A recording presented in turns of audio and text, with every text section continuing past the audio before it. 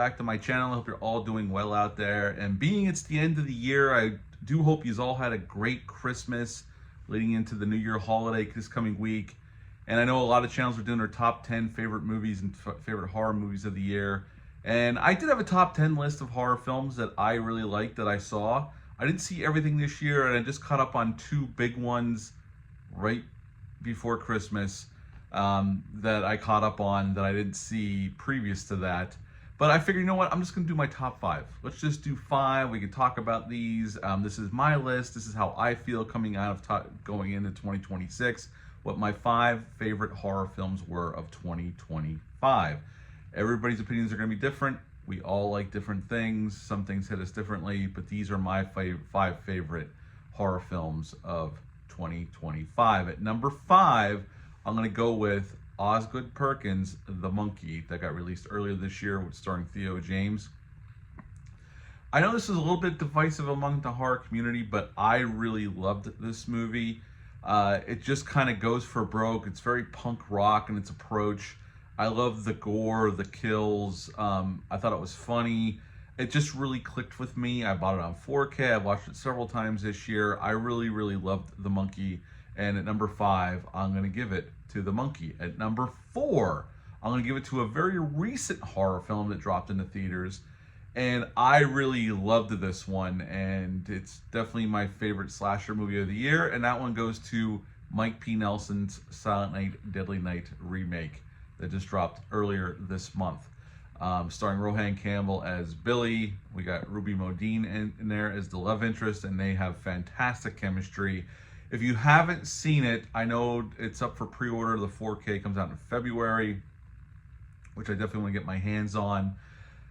I really like the way the approach Mike P. Nelson took to this. It definitely gives you those slasher elements that you would expect from a movie that's based on the original Silent Night, Deadly Night, but takes it in a different direction. You get to all the slashing you could want, but gives you a little bit different flavor, and I appreciated that, and I really had a great time with it. It was a wonderful theatrical experience. I got to go with my son, Troy, my good friend Dale _A from the Bat and Spider podcast, and his son Reed, and the theater was about 95% full. It played pretty damn well, and I had a blast with this, and I can't wait to own it on physical media in February when it gets dropped on 4K. I really like this one, so at number 4, the Silent Night, Deadly Night remake that just dropped a couple weeks ago. At number 3, a movie I just watched right before Christmas because it's on HBO Max. I missed it in theaters. I was busy at the time. I didn't get a chance to see it. Weapons. I really liked this movie. I think it's fantastically acted. The acting across the board is fantastic. I think it's wonderfully directed. And I love how it's this mystery movie that turns into a folk horror movie by the halfway point, once it's revealed to what's really going on with Gladys and all of that. Her basically being kind of like a succubus, witch kind of deal, very folk horror tale like once we get to the reveal of what's going on. And I dug it, man. It worked for me. The swing, when they take that swing, I loved it. So at number 3, Weapons, which I just watched right before Christmas because I wanted to catch up on a couple. I didn't get to see Sinners yet, so Sinners will not be on this list. I know it's on a lot of folks' top 10 lists for this year, but I have not got a chance to sit down and watch that yet.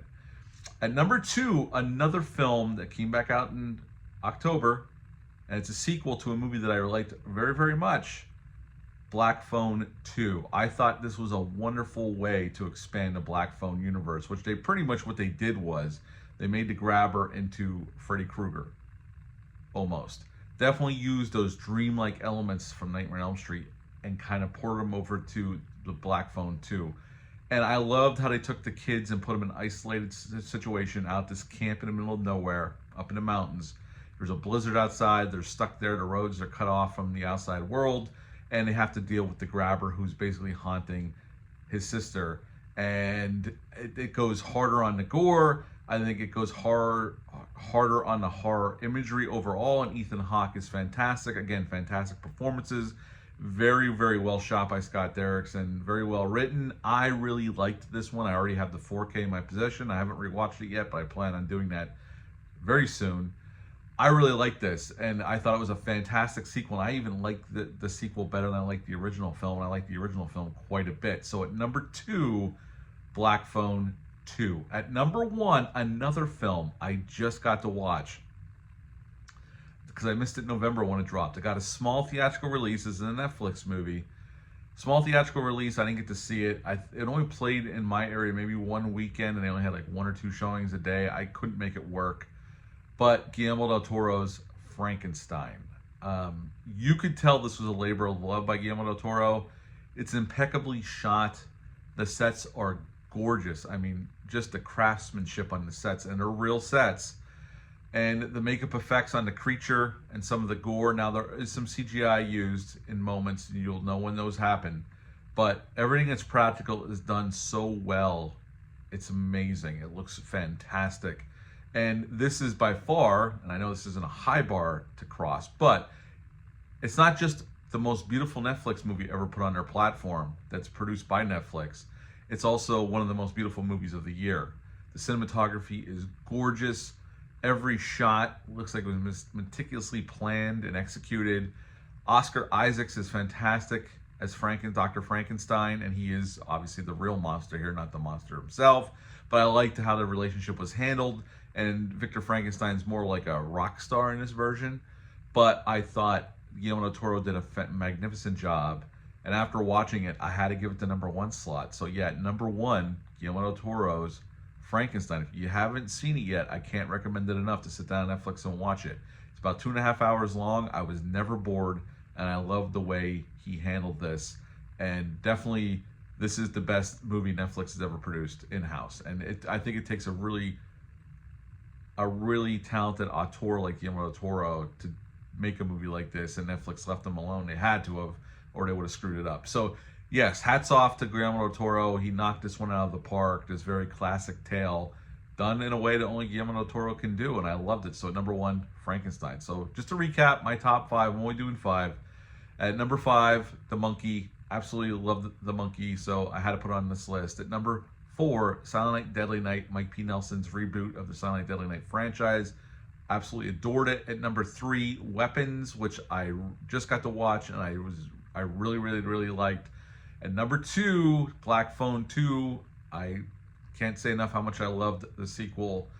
And number 1, Guillermo del Toro's Frankenstein. That is my top 10 favorite horror films of the year. Do me a favor, down below in my comments, let me know your top 5 favorite horror films of the year. Again, it's probably going to be vastly different than mine, and that's fine. That's cool. Different movies hit us all differently, and we all have our different opinions. But these are my top 5. Let me know your top 5 down below. Hit the thumbs up, hit the subscribe button, share this video. I greatly appreciate that. That's it for this one. Until next time, bye.